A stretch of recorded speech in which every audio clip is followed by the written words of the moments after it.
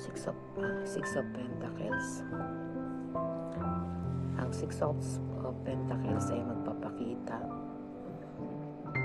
at hahatak sa iyo sa isang magandang enerhiya sa iyong mga pangarap, sa iyong financial, sa iyong kalusugan, sa relasyon mo, sa iyong mga mahal sa buhay.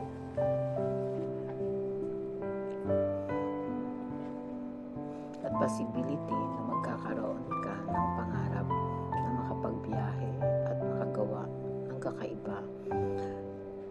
kakaibang mga bagay sa iyong buhay na hindi mo pa nagagawa. Yung pagta-travel ay maaaring magdala sa iyo ng isang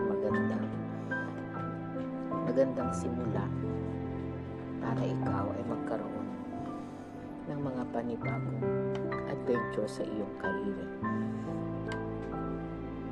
Ang Six of Pentacles ay magpapakita ng maraming collaboration sa iyong mga bagong makikilala na magbibigay sa iyo ng isang successful na personality, magbibigay sa iyo at maglalagay sa iyo sa isang magandang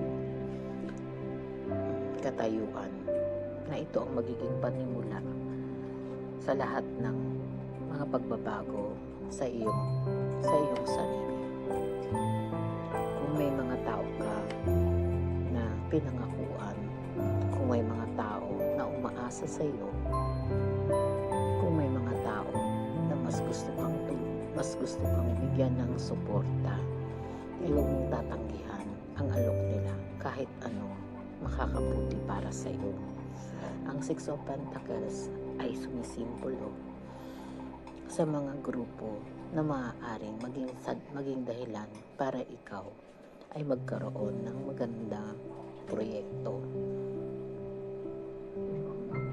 At importante rin dito yung pakikisalamuha mo kung magnanais kang magnegosyo.